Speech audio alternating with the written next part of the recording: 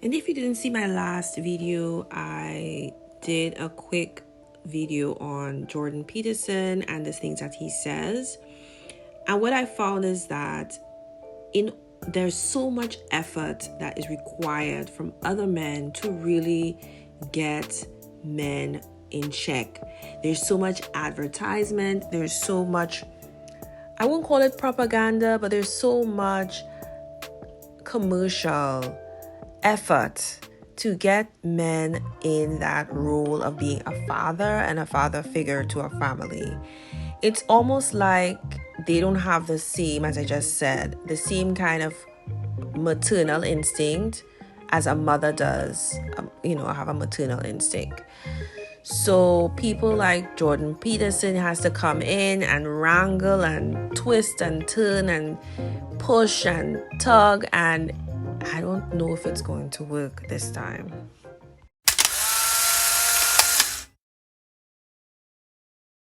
So let's get into this article, more like a newsletter from JSTOR. It's a really good source for information on the world and so forth. And they did this article in 2020, and it was just looking at this region in India where there is a matriarchal sort of setup. And we're going to read about that.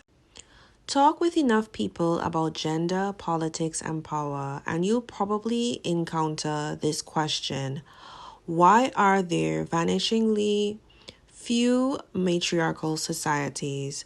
Looking at the Kasi of northeastern India, political scientist, I don't know how to say her name, don't want to butcher it, argues that we may be misunderstanding what it means for women to hold power. Banerjee writes that the concept of matriarchy emerged among European thinkers in the 19th century. In 1861, Swiss anthropologist, we'll just call him JB for now, published a study of ancient society in which he argued that female rule was one early stage in social development. JB claimed that matriarchy emerged from an early social order we'll call it H, characterized by unregulated sexuality and female powerlessness. Powerlessness, yeah, that's what it says. In his view, women fought back against this state of affairs, taking, and we're going to continue, dominant role, controlling property, ruling within their families, and gaining political power. In a still later stage, J.B. and other scholars believed men took power from the matriarchs, instituting patriarchy. The downfall of maternal law was the historic defeat of the female sex. Frederick Engels wrote, "The men seized the reins also in the house. The women were stripped of their dignity, enslaved, tools of men's lust, and mere machines for the generation of children." In some respects, Banerjee writes, the Kasi look like that European vision of a matriarchy. They live in clans that trace their origins to a female ancestor. Marriage within clans is forbidden, and men marry into their wives' clans and extended family. I just gotta pause right there, because that makes so much more sense. It is less hectic. It is less too much. It's less chaotic than the way we have things set up. You have these ceremonies of which we call marriages, where, okay, so let's get the logistics. There's this bride price thing, okay? All of these things set up where you're basically giving off your daughter like property to another family. Okay, first off, that makes absolutely no sense. And so you are ultimately giving off your daughter to another man and his side of the family, quote unquote, really. But typically we find that when a woman has children, which is expected of her in marriage, she leans on her family for support. So her mom will come and live with the family. Now, in very patriarchal setups and cultures and tribes, the husband mother comes and helps his wife with her kids, which to me makes absolutely no sense. How can you trust another woman, right? When your mother is perfectly fine and you trust her, you know her, you are more she knows she will care for you because she's your mother, right? Right. To me, that makes more sense. And we've seen in so many different families that the mother of the daughter, or the wife, sorry, usually comes to help with her daughter and her baby. And you rarely see the other way around. So just within that little piece of that article that I've read, you're seeing that we already practice matrilineal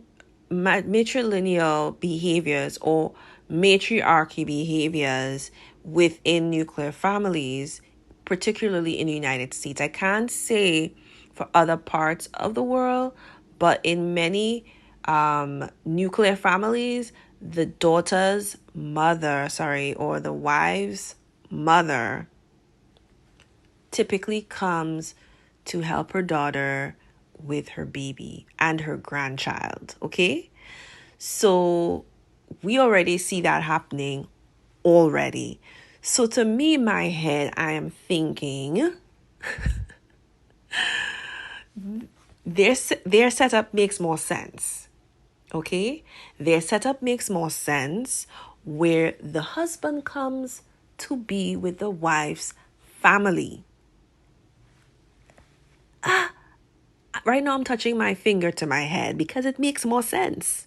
Because she's going to be making his children. She's bearing his children and she needs to be more comfortable. She needs to be able to be in a low stress environment with people that she already is comfortable with, okay? So it makes more sense. Let's move on. The youngest daughter in a family, the Kada, inherits the largest share of the family property and the ancestral home, which she uses to support her parents, her sisters, and their families. If any member of the family faces any trouble or distress, he finds solace and all kinds of help in the house of the Kada. Banerjee writes, a man who marries a Kada is supposed to be open-hearted and accommodating to and to help all members of the family. So again, we have a system where when our parents get older, typically who is the one of the children that is more catering to both mother and father, who is more caring and more accommodating between a male child and a female child? 9 out of 10 times it is the daughter. The daughter is more likely to take care of her parents, to help out a sibling, to do all sorts of things to help her extended family. So we are already practicing the things that make up a matriarchy, and we don't call it matriarchy. We call it a patriarchal system. It is almost like we're just pretending. We're pretending. Another thing too that I really want to harp on is the fact that if we're doing these things already, what is stopping us from just getting the title of matriarchy? So since we already have the mechanisms and the things that sort of kind of make a matriarchy in our actions, what is holding us back from the actual titles of putting it there and making and just getting rid of this whole idea of a patriarchy? Is it the male ego that is stopping us? I think so.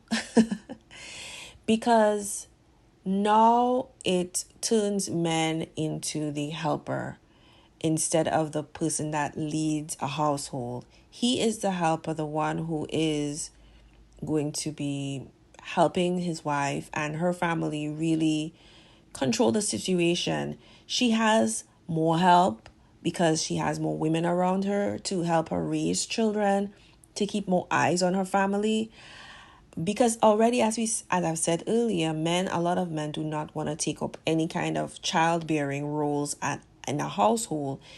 And as I said before, this is generally because there are some men who would cook, clean, do these things. But generally, the statistics is out there. Don't stop lying. Stop lying. If you're saying most guys are helping 50-50 at home, they're not. So since they are already not pulling their weight in a nuclear family, then let's just keep it that way. This time, we're going to make it a matriarchy and have the wife and her family really take the reins on how the household works. And finally, I would just add that when it comes to last names and the naming of people, since the husband is coming to her clan and her family, he needs to change his last name as well to add hers in there. Because at the end of the day, this thing is not working. The whole idea of nuclear family is not working. It never really worked. It put all of the burden and work on the mother without even the rewards and titles to go along with it. So it's time for a change.